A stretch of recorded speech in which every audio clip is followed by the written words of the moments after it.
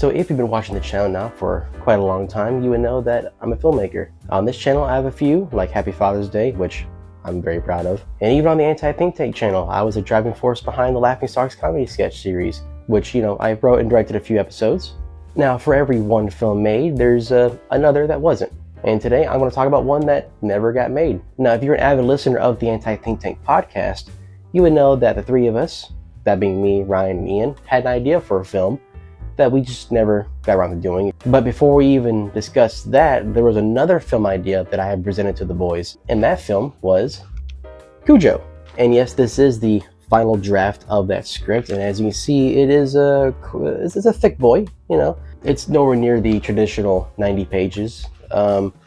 This film is 47 pages, so short of being considered as a feature film. However, IMDb classifies any film over 45 minutes as a feature film, so I'm claiming this is a feature film. And the batteries are dying, so I gotta fix that real quick.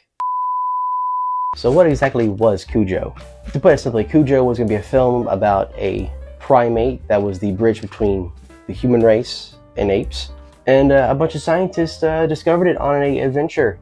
And some of them tried to train it to become more civilized, while other scientists wanted to take it back and try to gain some fame or fortune after discovering the missing link. Now, with me saying that, you should already know what the film was really based off of. And to be 100% completely honest with you, looking back through the script, I pretty much just copied Creature from Butt Lagoon.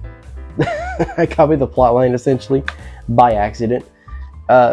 However, I will say there were some other inspirations, okay? I took a massive inspiration from the movie Schlock, which if you have not seen this, you absolutely should. Of course, you're thinking, oh, Schlock, because it's an ape. Ape and ape. Makes sense, right? However, I love the cheesiness of that film and how the ape looks very realistic. However, you could tell there's makeup involved and special effects, especially for a movie being from the 70s. I wanted to have that same kind of 70s look with the fake costume. And so we were looking at this costume. It looks pretty good, I'm not gonna lie. The mouth moves when you move your mouth. It looks fairly decent, I'm not gonna lie. But one of the more weirder inspirations for the film were actual moments that I took out of another film, and that film in question being Day of the Dead, which is one of my absolute favorite films of all time.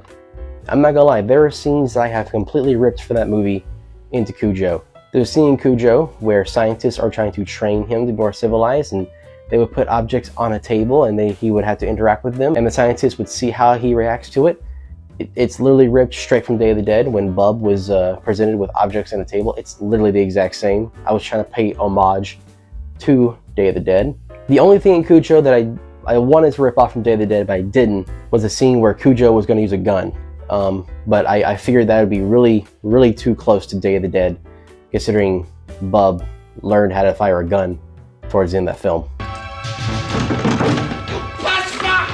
Now, I don't want to go through too much of this film, only because I feel like one day I want to give it a try. I want to see how it does. I'll also have to rewrite it so that I don't get in trouble for copyright infringement. But it really was a fun idea. It was a great creative exercise to even write a script, this thick. For an example, throughout my journey as being a writer and a screenplay writer, I would write films like this that are like maybe maximum 20 pages. So getting something over 40 or 45 was a great exercise. It's hard, I'm not gonna lie. Now, I'm also making this video because I've recently been in a kick to make some films again, either some microfilms or short films or whatever. If you subscribe to the channel, you would know I made a post a couple of days ago talking about how I want to do a full documentary on my father, which I can do it. I can totally do it. However, it will take some time, especially now because it's going to take a little more extra time because I'm about to be a father. So free time is going to be questionable at best, but we're going to see how we do. Well, I want to thank you all for watching, and if you want me to talk about some other films I've written that just haven't been made yet, just comment section below, let me know. I've got a few other scripts up my sleeve that I can show off that I still have copies of. But yeah, I hope you have a nice rest of your day, and I'll see you in the next video. Yeah. I'm not gonna lie, I really like this whole walking off the screen thing. It's kind of cool. Also subscribe. I think other people say that. I don't do it often, so yeah, just do that. Thank you. So if you've been watching the channel for a try that again.